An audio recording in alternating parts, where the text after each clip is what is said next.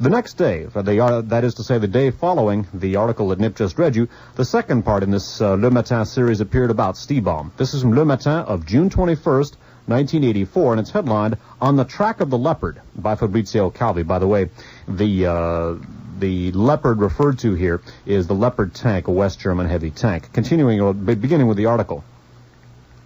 Eugene Bartholomeus escaped the curiosity of the Australian police. His companions in the CIA protected him well, and it is they who put him in contact with the Roman engineer Glauco Partel, the man who took it upon himself to find clients for the devices. I'm going to read that last couple sentences again. Eugene Bartholomeus escaped the curiosity of the Australian police.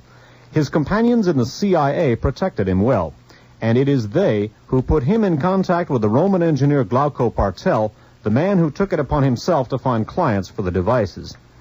The Italian, as he explained to Carlo Palermo, who indicted him last year, had just quit his work at SAI, where he was occupied fabricating missiles. He didn't yet know what he was going to do. It was then that he received at his Rome office a telex proposing that he sell a lot of 66 Cobra helicopters, which the Americans couldn't sell in Iran because of the change of regime. The engineer told the judge, quote, "The helicopters were in an airport in Belgium ready for delivery. The finances had to pass through the Credit Bank of Anvers, but I wasn't able to find buyers, and the helicopters were recently destroyed during NATO maneuvers," unquote.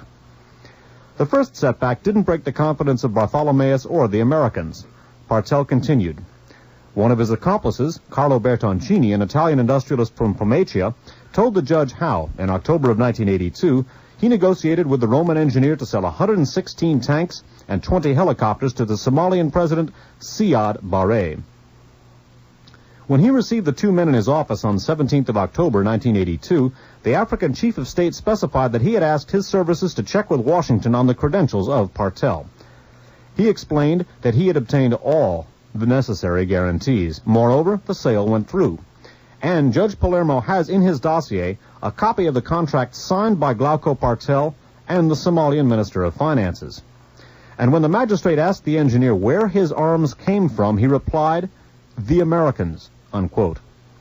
Ex-agent of the National Security Agency, reseller of arms from the CIA, the missile expert explained to the Trento judge why the American intelligence services wanted at all cost to sell their surplus. Quote, "The market in arms is divided into two categories: official sales of one government to another on the one hand, and more discreet transactions on the other, which bring in, with government blessing, a series of intermediaries.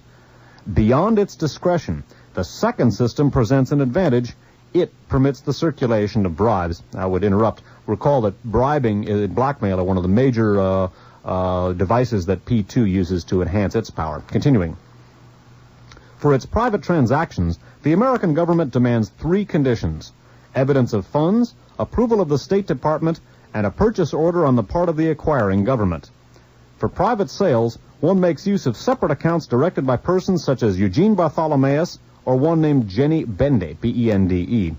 They have the formal function of reseller and avail themselves of intermediaries, always with the approval of secret services, unquote. Reading that last sentence again. They have the formal function of reseller and avail themselves of intermediaries, always with the approval of secret services, unquote. Partel was one of these intermediaries. He was able to establish contacts with an impressive number of governments, and the diagram of his organization that he made for Judge Palermo shows that he could intervene throughout the world. Carlo Bertoncini handled relations with Iraq and Iran, Vincenzo Giovinelli with Israeli and Arab contacts. The lawyer Campagna dealt with China. A certain Dutcher, D-U-T-C-H-E-R, was also in touch with China, but also with Saudi Arabia as well. And Marshall adds in parentheses here, this must be John Dutcher, Triple's contact, and quotes the Jack Anderson column of November 13th, 1981. So another probable link here between Stipam Arms for Drugs ring and the Triple Wilson CIA team. So that is a very, very important connection, the Dutcher connection. Reviewing this section very briefly, what we've looked at so far, Partel has basically said that Stipam was used as a major organ of the American government, not only for unloading its surplus arms, but for basically compromising people who were incorporated as intermediaries in some of these sales. And the massive American involvement here, according to Partel, himself a national security agent, is not surprising in light of the fact that the head of this ring was a DEA agent. Bartholomeus is working for CIA and a major branch originating in L.A. Continuing with the article. The purchasing central functioned as effectively. Glauco Partel reserved for himself negotiations with the principal furnisher, the American State Department. Reuting, R-E-U-T-I-N-G, and the armorer Krateros talked with the Federal Republic of Germany. That's West Germany, of course. Bartholomeus occupied himself with Britain and the Commonwealth countries on the one hand, and countries fabricating Soviet arms, like Korea, on the other. Richard Eschbach handled ties with the French. Partel was also in contact with an impressive number of foreign countries, specialized in the importation and export of arms. One of these brings us directly to the Nugan Bank of Sydney, the financial facade of the CIA for the international, for the arms traffic. Let me read that sentence again. One of these brings us directly to the Nugan Bank of Sydney, financial facade for the CIA for arms traffic. That which interests us is the French affiliate of Commerce International, headquartered in Cagnes-sur-Mer, a little town in the Maritime Alps on the Côte d'Azur. Since 1981, this company has officially renounced the sale of arms, none of which prevented in 1982 it receiving from an Indian general an order for thousands of cartridges. The company that directs this officer asked Glauco Partel for a reference. According to the British review Private Eye, during the Falklands War, the head of Commerce International, or Commerce International, Frank Craddock, sold Argentina a lot of munitions similar to those requested by the Indians. Frank Craddock is of British nationality. His unpatriotic gesture was not appreciated on the other side of the channel. Still, according to Private Eye, he fled to Great Britain, where he was sought for bankruptcy fraud. Frank Craddock was tied to the arms trafficker Sarkis Sognalian, installed in Miami, where he directed an arms network for the CIA. Commerce International is a multinational company having affiliates in, among other places, Washington, Brussels, Cagnes-sur-Mer, and Singapore. According to Mother Jones magazine, it was an emanation of the CIA. In Australia, journalists for the National Times affirmed that it was implicated not only in arms trafficking, but also in shadow operations directed by Nugan, apparently for the CIA, the destabilization of the Whitlam government in 1975.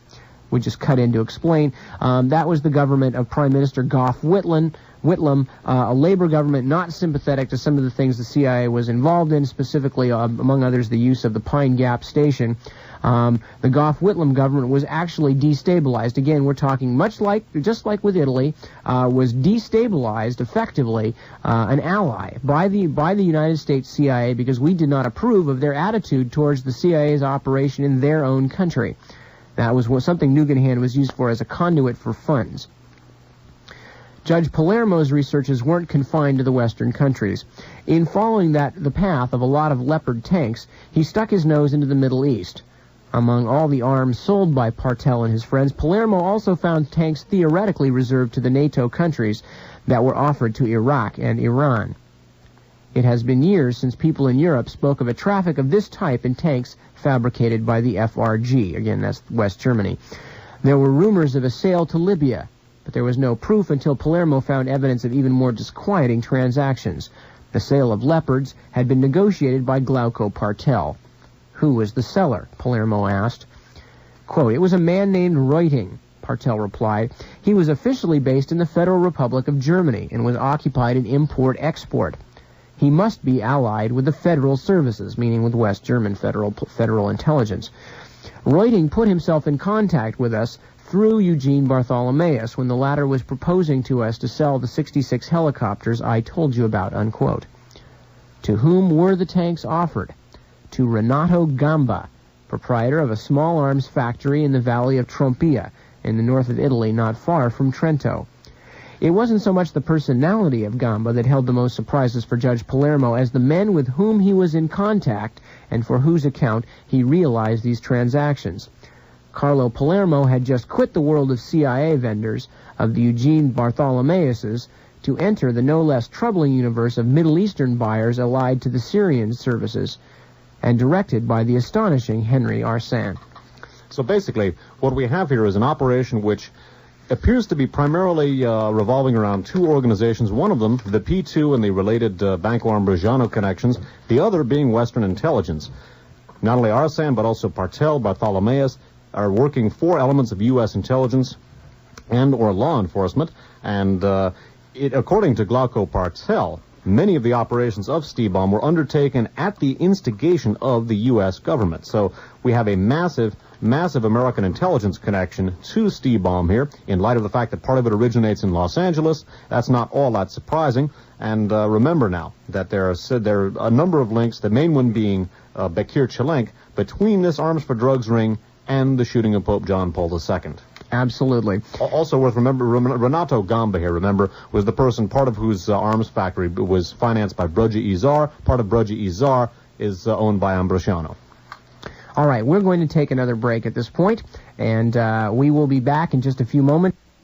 The man who's going to sell you the stuff that you need, and the Trans-Global Express. And it all adds up together here, folks, because we are talking about the world's largest guns for drugs and terrorism network, Stipam.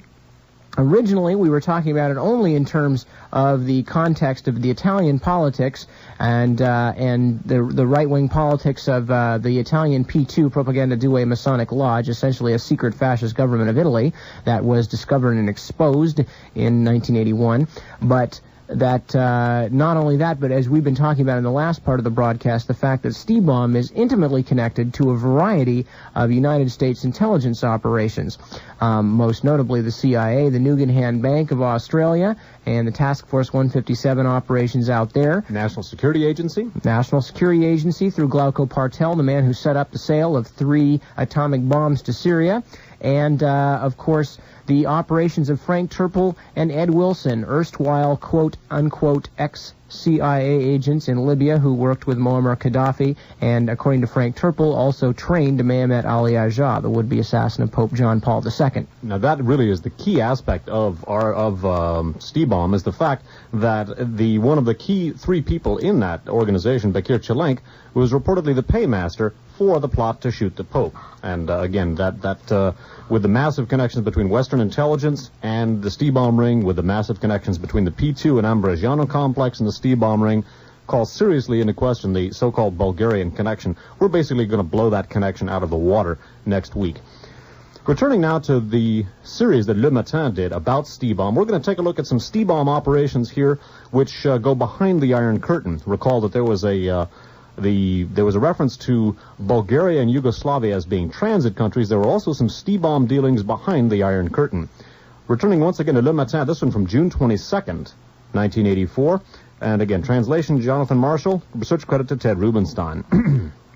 Speaking of some of the Turkish associates of Henry Arsan, DEA agent and head of Stipam, Le Matin and Fabrizio Calvi write as follows. One of the Turkish traffickers arrested was Tegmen Erdem, E-R-D-E-M, the first to explain to Palermo all the mechanisms of this contraband organization. In the past, Erdem had already furnished these same details to a DEA agent based in West Germany. The Turk claimed, moreover, to be himself an agent of the DEA and claimed that his agency number was SXY 2000. Quote, I knew Arsan in 1982 in the United States, unquote, Erdem explained to the judge. We were in California in the company of Mehmet Kantas. We had a reunion where Arsan recalled the sale of hundreds of Leopard 2 tanks and Cobra helicopters. Arsan also told us that he negotiated the sale of 50 or so M48 tanks. They were in Hamburg, supposed to be sent to their destination through a Danish port. When Arsan realized this, he billed the cost of transport based on the value of the Spanish port, When Arsan realized this, he billed the cost of transport based on the value of the boat charged with convoying the arms. He told us then that Renato Gamba furnished the arms. In July of 1982, Tegmen Erdem did his first deal with Arsan and discovered the Syrian ramifications of the arms traffic. Arsan also served as intermediary between the Polish government and that of South Yemen to sell 56 tons of arms, 5,000 Kalashnikovs and 5,000 Tokarevs. But why did the Polish government use Arsan? Why did Arsan supply the Polish government with false documents attesting that the arms were destined for the Emirate of Qatar? Erdem got the response from Arsan's mouth. Quote, they explained that they didn't want the Soviets to know about the operations, so they wouldn't get a percentage. The Poles had a pressing liquidity problem. The deal brought them $1,800,000. Still, according to Tegmen Erdem, the first negotiations of which he was a part took place at the seat of the Polish ambassador in Vienna. Besides Arsan, the Polish delegation was composed of a functionary from the Defense Ministry named Andrzej Urbaniak, Urbaniac. The sellers represented by Arsan. Tegmen Erdem and 2 Syrians associated with Arsan. Those 2 were named Abu Daoud, called George, and Mustafa Zenedin. Remember Abu Daoud, we're going to come back to him in a future broadcast some months down the line. For our purposes here, it should be noted not only that still another associate of Arsan, Tegmen Erdem, claims to be a DEA agent and even cited his number, but it's worth noting here that Arsan has dealings behind the so-called Iron Curtain, specifically in Poland, and the operations of Stipam behind the Iron Curtain would be of obvious interest, and obviously could quite obviously be used as a vehicle by Western intelligence. Okay, continuing, as Dave mentioned earlier, to the connections of these various agents and their connections specifically behind Iron Curtain countries, we're going to read from an article that was originally published in the San Jose Mercury of March 24th, 1983. The headline is, NBC says CIA agents under investigation. Dateline New York, AP Wire story. The Reagan administration is investigating whether the CIA station chief in Rome and 2 of his agents disobeyed orders in connection with the investigation of the shooting of Pope John Paul II, NBC News reported Wednesday. The 3, whom the network by law did not identify, raised the ire of officials in Washington because they refused to stop, quote, discrediting the so-called Bulgarian connection in the inquiry of the papal shooting, NBC said. Mehmet Ali Aja, a Turkish gunman serving a life sentence for the attempted assassination of the Pope on May 13, 1981, has told Italian investigators that several Bulgarians helped him plan the attack. Quoting an unidentified key administration source, NBC said the 3 may be fired because they have allegedly disobeyed orders issued by the National Security Advisor William Clark and CIA Director William Casey. NBC said the Rome agents may have downplayed the Bulgarian connection because they did not want attention drawn to, 1, an alleged close working relationship, unquote, between them and an Italian labor leader who was arrested as a Bulgarian spy. We'll get back to that. 2, the possible use of a guns and drugs smuggling route between Sofia, Bulgaria, and Milan, Italy, to run CIA agents into Eastern Europe. Okay, 2 very intriguing things there. The last 2 things mentioned that supposedly would be the reasons that these CIA agents would be downplaying the Bulgarian connection and that would be upsetting the Reagan administration. The first, the reference to an alleged close working relationship between the CIA and an Italian labor leader who was arrested as a Bulgarian spy. The man they're referring to here is a man by the name of Luigi Scricchiolo, spelled Scricciolo. Luigi Scricchiolo we will be talking about at some length next week. Luigi Scricchiolo is interestingly involved with Michael Ledeen, and through Michael Ledeen, possibly with Alexander Haig, is also involved with one of Mehmet Ali Aja's stories, like the Bulgarian connection, but it was one of the first of Mehmet Ali Aja's stories to fall apart under scrutiny and will perhaps lead us in considering how it fell apart and where, to looking a little more closely into where Mehmet Ali Aja's stories come from in the first place. The second part, and for more and more useful for our purposes right in this show, because we'll get to Scricchiolo next week, the possible use of a gun and drug smuggling route, obviously the Stipam route, between Sofia, Bulgaria, and Milan, Italy. Well, the idea that it's being used to run CIA agents into Eastern Europe is quite interesting. There is quite possibly some involvement by some level of the Bulgarian government in this operation, if nothing else. Just as in the American government, there are undoubtedly elements of the Bulgarian government that are quite corrupt enough to set up little money-making operations on their own and to utilize their positions to put away private nest eggs. Also, a couple of things to consider also is the fact that Bulgaria fought on the side of the Axis in World War II, and it's not unreasonable to suppose there might be some residual fascist elements in Bulgaria. Beyond that, too, there's always the very, very murky consideration of counterintelligence. In other words, spy versus spy, something we generally try to stay away from when we can. But a number of researchers that we've spoken with share the view that we have, which is that both sides knew what was going on with Stipam and were using this arms for drugs ring to help monitor the other's activities. Now, one of the aspects one of the things to consider in connection with the obvious involvement of U.S. intelligence with Stipam is the possibility of using that organization in order to obtain East Bloc guns for whatever purpose. Just exactly that suggestion was made in an issue of the Reader's Digest, specifically in the issue of November 1983, in an article about Stipam, but blaming the whole thing on the KGB in Bulgaria, in an article about Stipam by a man named Nathan Adams. The title of the article is Drugs for Guns. It's all about Stipam and basically makes the whole thing out to be a commie plot, which, as we've seen, is a massive exaggeration in light of all the P2 in the P2 connections, the fact that it was headed up by a DEA agent and had all kinds of other U.S. intelligence connections.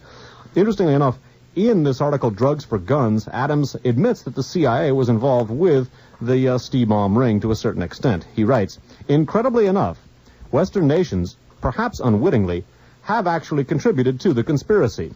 For example, until recently, the CIA, via a German broker, was purchasing millions of dollars of Eastern Bloc weapons to equip anti-Sandinista guerrillas in Nicaragua. The weapons were supplied by Kintex. So according to Nathan Adams, Stipam was used to obtain AK-47s for the Contras in Nicaragua. And that may, in fact, be a pattern which is continuing to this day. Indeed.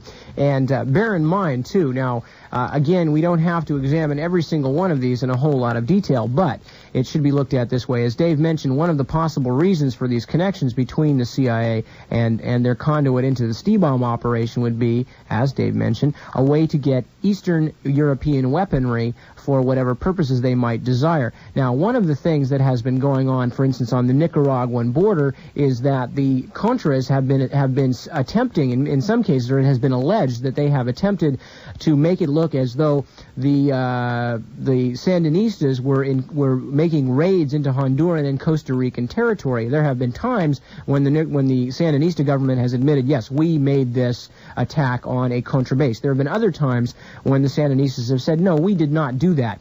But what has been proffered as evidence on the behalf of the Contras to prove that the Sandinistas did it were bodies, corpses, which don't talk, and Eastern European Soviet bloc weapons. Now, if indeed AK-47s and the like are being shipped through the CIA from Stipam to the Contras in Nicaragua, it's very possible that they could be used for just this sort of provocation with exactly the same kind of motives as were being used by the Italian fascists during the strategy of tension days. Exactly. And there are indications that this Bulgarian AK-47 connection may be continuous to this day in spite of the interdiction of the Stipam Arms for Drugs ring. In witness to that, we cite the following, this from the San Jose Mercury of September 1st, 1985. Its Datelight's headline, Nicaraguan rebels get Polish rifles, U.S. says. Nicaraguan resistance forces recently received a shipment of 10,000 Polish-made AK-47 rifles as part of a weapons deal worth an estimated $6 million, U.S. officials say. According to one official, the shipment was sent from the Bulgarian port of Burgas, B-U-R-G-A-S, and reached the resistance forces via a Latin American country hostile to the leftist Sandinista government. The country was not identified. So the Polish and Bulgarian AK-47 connection may be continuous to this day. We've seen Stipam transiting through Bulgaria and dealing with Poland in the past. Now we're going to get off into another whole interesting area of speculation, which is nonetheless connected intimately, not only with what we're talking about tonight, but all the way back to what we were talking about in the first couple of broadcasts, namely the Operation Bernhardt. We think the Operation Bernhardt I want to say the Operation Bernhardt operation, put together by Freddie Schwend and other SS people, that was at the time a source of counterfeit money for two purposes. One, to destabilize mostly British currency, but also to provide a source of spending money for the Nazis when they went into exile at the end of World War II. And as we mentioned, it's quite possible that a lot of the money that was used by the Vatican and Western intelligence and other operatives to get Nazis out of Eastern Europe probably came from the Operation Bernhardt counterfeit money, which was then taken out, passed, and turned into actual spendable currency. Now, bearing that in mind, as we talked about early on, and that was one of the earliest of the sort of damning one of the early really damning collaborations between the Vatican, the CIA, and the Nazis. And bearing in mind, we've been talking about this massive Nazi underground movement throughout Latin America, much of which has received direct and overt support from P2 and other groups. We're going to read this next article, which was sent to us by a listener, and also translated by a listener. Right. And the article was originally from Il Giornale for November 29th, 1984, and here we are in the last hour, and the talk muscles are beginning to collapse. By the way, Il Giornale is a Milan daily. In the ordinance of indictment for the traffic of arms and drugs emerges the thriller of Fortezza. Maybe in the vault of a Swiss bank there is some gold taken by the fleeing Nazis in Rome. The hypothesis emerges from a file seized from an agent of the CIA, a useless attempt by various groups of modern, quote, gold seekers. In short, after various adventures, the treasure of the Bank of Italy was brought to the military compound of Fortezza. There were 80 metric tons of bars. Nobody knows what happened to it, if it has been dispersed or is still there. One thing is for sure. 2 railroad boxcars with bars were brought by the Germans to Switzerland and deposited at the UBS. Again, folks, remember the UBS, the Union de Banque Suisse. As we mentioned earlier, Philippe de Vec of the Sniffer Plains affair, and also of the Committee of Inquiry into Vatican Bank Finances, is the high muckamuck of UBS. If nobody will claim it, the article continues, it will become the property of the bank by the year 2000. This note is contained in a file whose intestation was gold. It opens one of the thousands of chapters contained in the monumental ordinance of indictment deposited last week by Judge Carlo Palermo at the conclusion of his investigation on arms and drugs. This chapter is one regarding the treasure of the Bank of Italy seized by fleeing Nazis in 1944 and various groups of modern gold seekers, which last summer explored the caves underneath the former military compound, convinced that the gold was still there, but found nothing. The fact that some of the gold might still be there is highly improbable, says Judge Palermo, but he also says, quote, judging from our findings, the gold brought to Switzerland might really exist, unquote. The value of that gold, at least 20 metric tons, was 500 million lira in 1944. The actual value today would be in the range of hundreds of billions of lira. But what are the possibilities of the gold being in the vault of a Swiss bank? The judge does not give any clues, but that they, quote, might, and hints at the fact that he has serious doubts. The documents used the documents we talked about before belong to Glauco Partel, a missile expert who is also working for the CIA. And I just will insert that our understanding was that he was working primarily for the NSA, who is now indicted with the ex-colonel of the SID, Massimo Pugliese, for the traffic of arms and drugs. Among Partel's papers, there was an interview given by an ex-colonel of the SS, Herbert Kappler, when the officer was still at the Salio Military Hospital.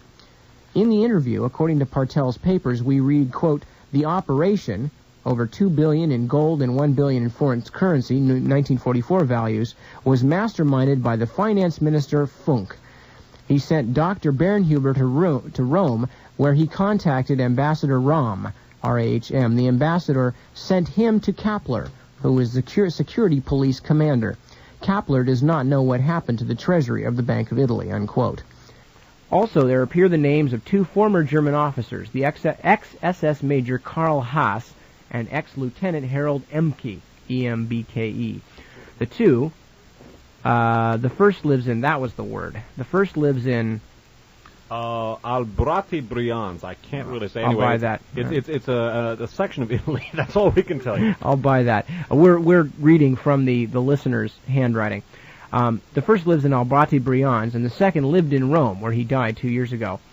These two former German officers associated themselves with Partel. On the basis of Kappler's declarations, they go to Germany with the intention to contact, quote, all the commanding officers present in Rome at that time, meaning at the time of the evacuation of the gold. We read in Partel's papers, quote, in a later trip, Haas found out for sure that the bars seized by the Germans were in the vault of Lugano's UBS, Union Bank of Switzerland. It is believed that the person to contact in order to get the gold back is the vice president of the Union Bank of Zurich. He is the one responsible for the gold. The best way to get him is by trying to, quote, buy him and that Haas talked to him declaring this intention, unquote. So this is from Partel's notes. In the file is also mentioned a retired colonel, the widow of a duchess, must be the widower of a duchess, holder of a mysterious key of a Swiss bank, where, quote, the real key to get the gold, unquote, could be found. One comment, the man must be kept, quote, under strict surveillance, unquote. Interest in the gold started to decrease while the investigation of Judge Palermo was developing, but somebody gained something out of it. 4 months after his interview, Herbert Kappler successfully escaped from Salio Hospital with his wife's help. We're going to talk about that escape later in the broadcast. The fact that the gold is that belonging to the Treasury of the Bank of Italy is really a remote hypothesis, the article continues. In May 1948, the governor of the May 1948, the governor of the Bank of Italy, in his yearly address, declared, quote, the gold has been given back to the Italian government by the Allies. There is then no change in the reserves that were held. There is one more possibility. The gold is probably there, but might be German gold, stashed away as a, quote, defeat fund by a group of high Nazi figures. At any rate, this is a mystery that so far Judge Palermo has not been able to solve.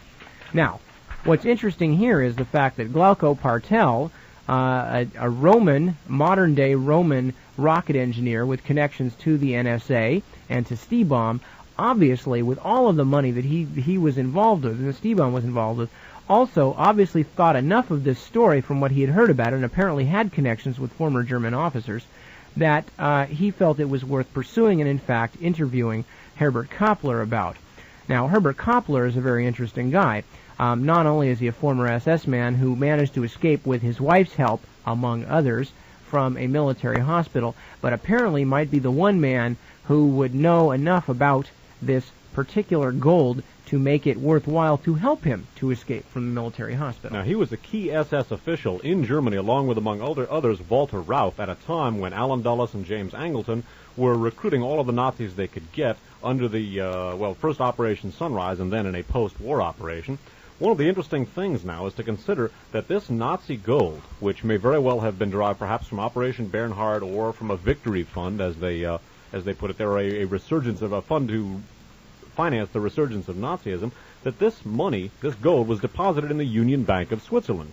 Now, recall that in our discussion of the rat line, we looked at the fact that Operation Bernhard was begun under the SS, used to finance a joint Vatican-Nazi U.S. intelligence operation to get Nazis out of Europe, primarily into South America, but mostly working for the U.S. intelligence. Some of the key names there: Walter Rauff, Klaus Barbie, Friedrich Schwenn, people that have cropped up later in our broadcast. Then Cardinal Montini, later Pope Paul VI, was one of the key figures involved in that. And according to David Yallop, the rat line was set up in no small measure by then SS Oberleutnant Licio Gelli, obviously later Grand Master of the P2 Lodge. Now, the Union Bank of Switzerland is a very interesting place for this gold to be on deposit. As we looked at earlier, one of the banking experts called upon by Pope John Paul II to help, quote, straighten out the Vatican finances was none other than Philippe de Vec, a far right-wing financier, participant in the sniffer plane scandal, and an individual who had all sorts of unsavory dealings with not only some of the people in and around Ambrosiano, but also Philippe de Vec was, again, head of the Union Bank of Switzerland and an ultra right-winger. Now, Licio Gelli also is a person who had connections with the Union Bank of Switzerland, reviewing those briefly from In God's Name by David Yallop. During the same month, August 1982, Gelli was encountering a problem with one of his secret bank accounts in Switzerland. It was not performing to order.